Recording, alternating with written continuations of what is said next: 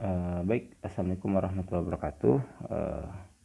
Alhamdulillahirobbilalamin, asyhadu an la ilaha illallah, asyhadu anna Muhammadar Rasulullah, Allahumma shalli ala Muhammad wa ala ali Muhammad.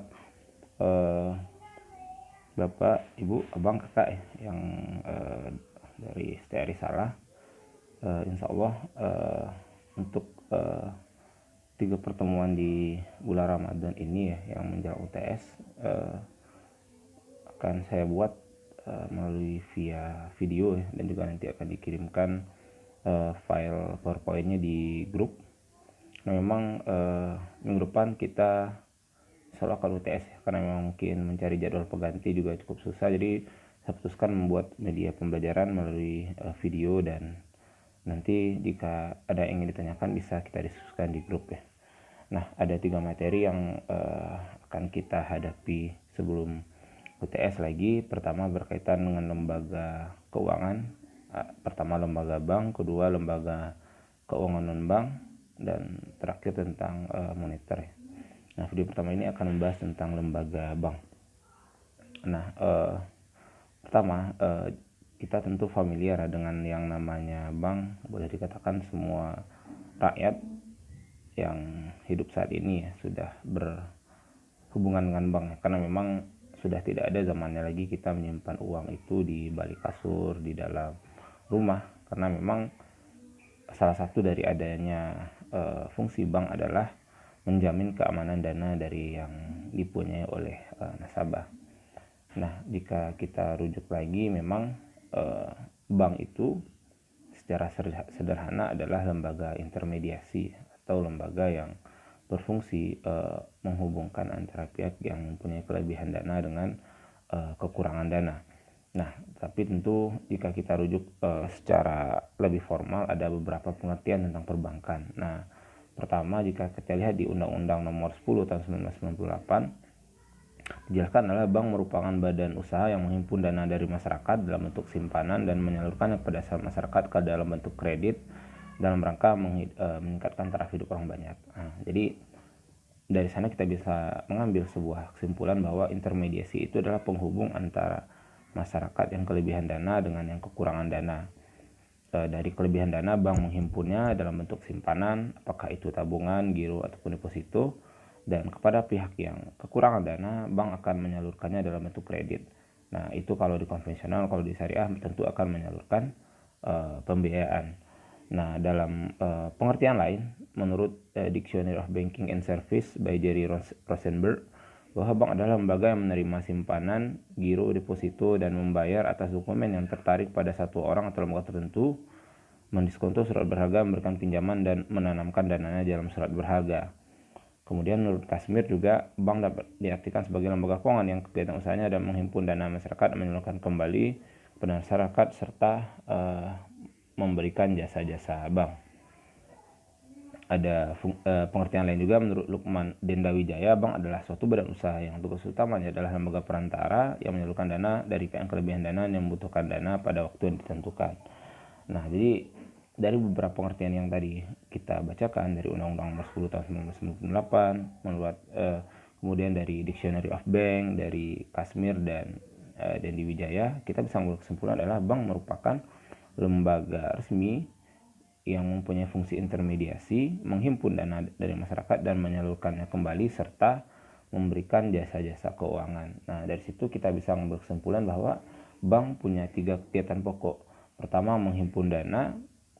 Nah, bentuk penghimpunannya adalah tabungan, deposito, dan giro. Kemudian penyalurannya dalam bentuk kredit atau pembiayaan. Ada yang bersifat konsumtif, ada yang bersifat produktif. Kemudian dalam bentuk jasa-jasa perbankan, misalkan jasa transfer, jasa pembayaran, safe deposit box, dan lain-lain. Nah, kalau kita lihat secara bagan sederhana, bagaimana misalkan perbankan bisa mendapatkan keuntungan dari pola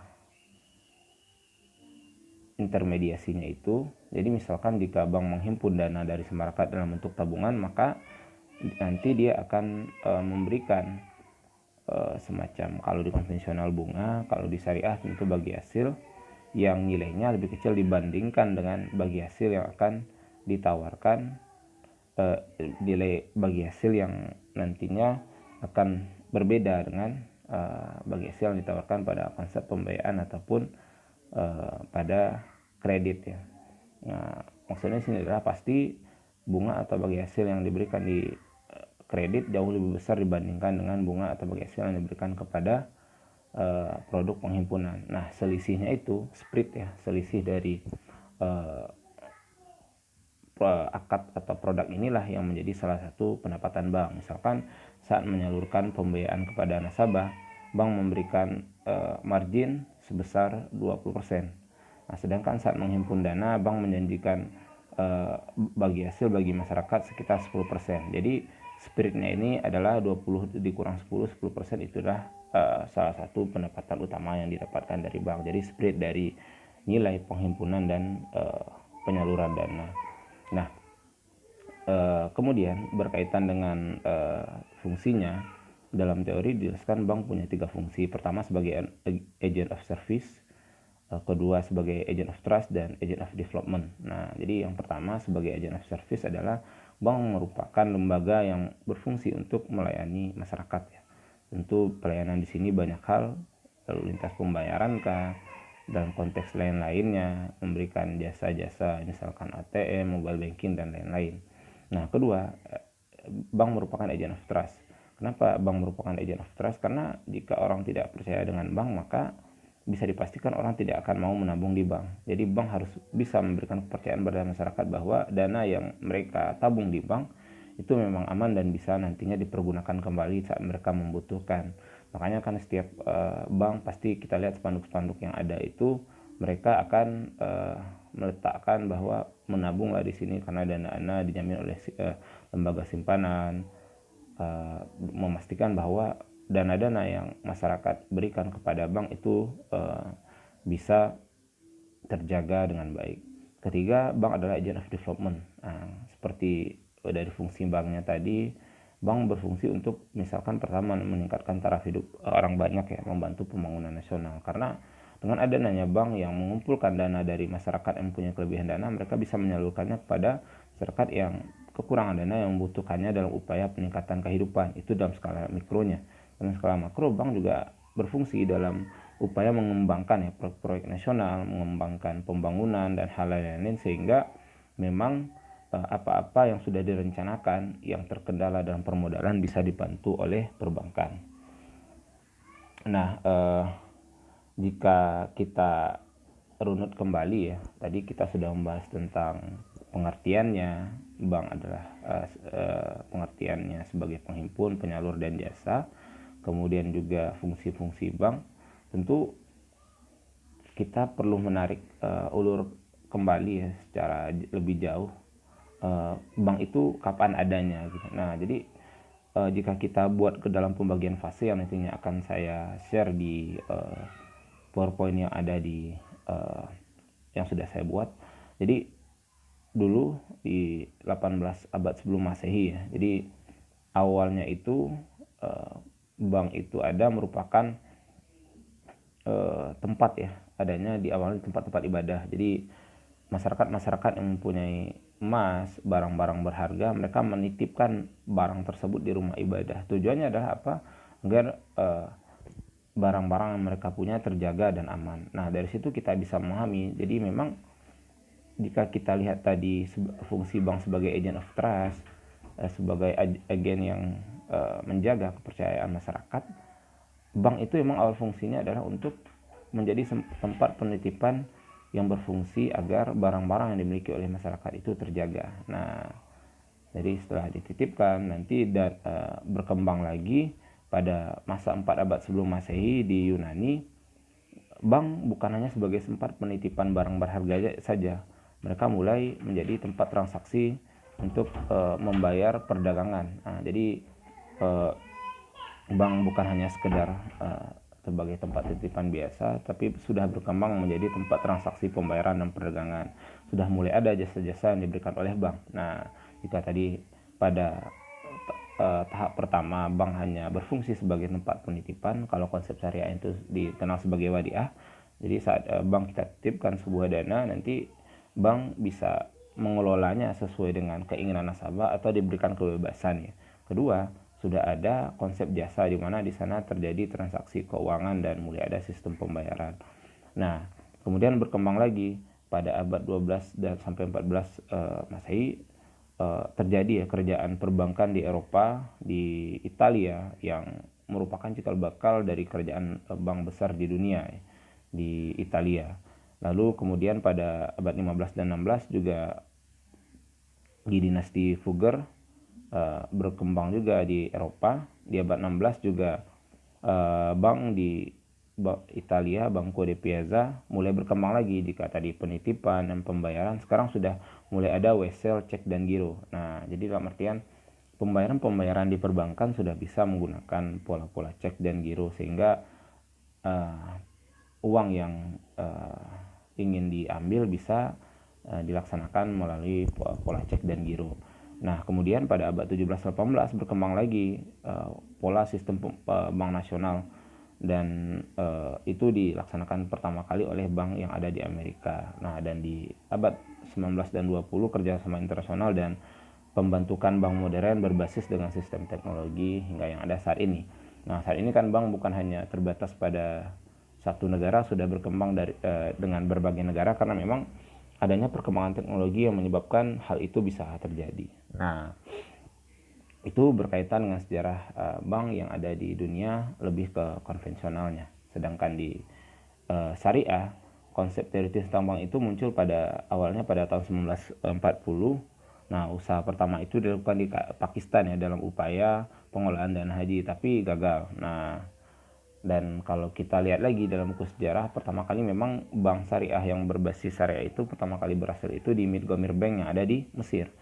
Nah, segmentasi utamanya adalah petani, tetapi karena kekacauan politik, akhirnya bank ini diambil alih oleh Bank Sentral Mesir di tahun 1967 yang cukup mengalami kegagalan juga.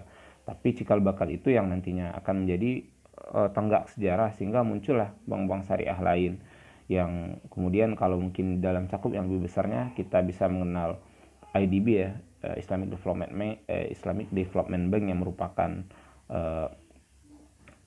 merupakan cikal bakal dari konferensi negara OKI.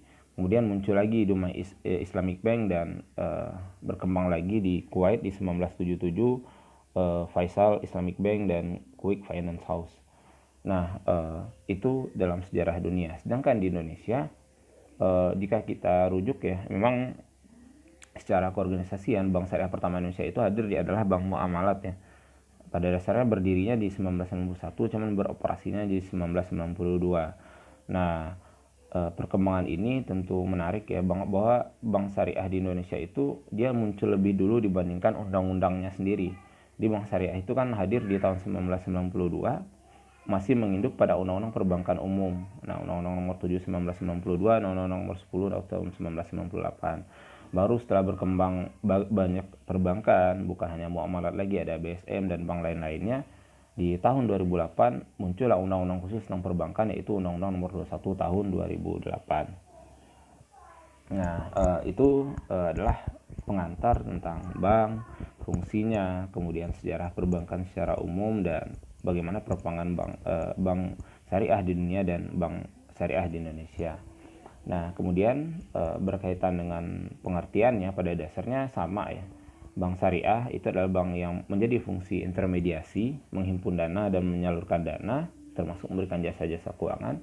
Yang menjadi pembedaan adalah mereka melaksanakannya sesuai dengan prinsip syariah. Nah, di Undang-Undang Nomor 1 tahun 2008 tentang perbankan syariah juga jelaskan bahwa bank syariah adalah bank yang menjalankan kegiatan usaha berdasarkan prinsip syariah yang diatur oleh fatwa MUI. Nah, jadi memang di Indonesia prakteknya akad-akad atau produk perbankan itu sebelum dia bisa dijalankan memang harus melewati apa yang kita kenal sebagai proses legalisasi dari MUI. Nah, dalam hal ini yang menjalankannya adalah DSN MUI, Dewan Syariah Nasional. DSN nanti akan menerbitkan fatwa-fatwa tentang produk-produk sehingga dia bisa dilaksanakan. Misalkan saat produk perbankan berkaitan dengan murabahah dan mudharabah akan dibuat, maka harus melewati dulu pengesahan dari DSN MUI. Saat legalitasnya, fatwanya sudah ada, maka produk itu bisa dijalankan.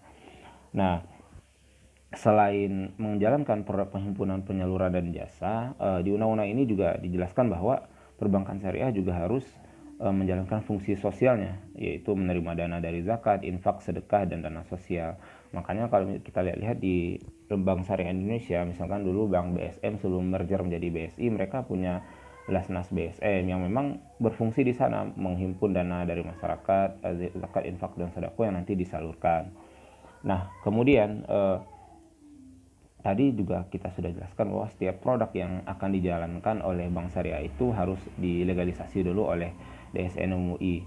Nah, kemudian yang menjadi pembeda lagi ya berkaitan dengan Bank Syariah dan konvensional, ini berkaitan dengan GCG-nya, Good Corporate Governance, dalam upaya menjaga kualitas perbankan, karena memang merujuk pada kejadian yang terjadi di tahun Christmas 1997, maka pengawasan ya untuk analisis resikonya mulai dibentuk GCG. Nah, ada salah satu lembaga ya yang di Bank Syariah itu nggak ada di bank konvensional, yaitu Dewan Pengawas Syariah. Dewan Pengawas Syariah lah yang nantinya akan menentukan bagaimana transaksi yang ada di Bank Syariah itu berjalan sesuai dengan konteks syariah, dan juga bagaimana Bank Syariah menjalankan akad-akad yang sudah ditetapkan oleh DSN UI agar tidak melenceng dalam praktisnya. Nah, kemudian kalau kita lihat secara kelembagaan, pada dasarnya Bank Syariah itu dibagi tiga, ada Bank Umum Syariah, kemudian Unit Usaha Syariah, dan Bank BPRS Syariah. Nah, bedanya Bank Umum Syariah, Unit Usaha Syariah dengan BPRS Syariah itu tidak boleh menjalankan aktivitas lalu lintas pembayaran. Mereka juga tidak bisa membuat giro, falas, dan lain-lain. Nah, sedangkan bedanya BUS dan UUS adalah BUS itu memang bank konvensional yang sudah spin off ya. Sedangkan UUS adalah unit usaha syariah atau bank konvensional yang ingin menjalankan konsep syariah, yang mana mereka membuat layanan syariah di dalam bank konvensionalnya. Jadi perbedaannya, kalau bank umum syariah itu memang sudah berpisah, spin off. Kalau UUS mereka masih tergabung ke dalam bank konvensionalnya. Nah, jadi itu yang menjadi tambahan yang berkaitan dengan bank syariah. Memang fungsinya sama, yang membedakan adalah mereka dibatasi oleh prinsip-prinsip syariah yang merujuk kepada fatwa DSN MUI. Nah, mereka juga menghimpun dana, menyalurkan dana, dan memberikan jasa. Dan yang lainnya menjadi pembeda utama adalah bank syariah itu dia harus diawasi oleh DPS. DPS inilah yang menjadi aplikatif dari Good Corporate Governance yang memastikan bahwa bank syariah memang berjalan sesuai dengan konteksnya. Jadi itu Kak Bang, berkaitan dengan materi pertama berkaitan dengan lembaga bank. Setelah ini insya Allah akan saya bikin lagi video berkaitan dengan lembaga keuangan non bank, yang insya Allah akan saya kirim ya, estafet ya. Yang ini hari Senin, yang dua lagi bisa di hari Selasa atau Rabu, dan insya Allah hari Senin besok kita akan UTS. Nanti bentuk soalnya akan saya kirimkan sehingga kakak dan abang akan bisa lebih siap untuk menghadapinya. Terima kasih Kak Bang. Untuk yang sekarang kita akan 3 pertemuan ini kita adakan secara online. Semoga puasanya bisa berjalan dengan baik. Mohon maaf lahir batin kalau kemarin mungkin lupa ya, atau kalau sudah semoga diulang lagi. Semoga puasa kita bisa berjalan dengan baik. Terima kasih atas atensinya. Wabillahi taufiq wal hidayah. Wassalamualaikum warahmatullahi wabarakatuh.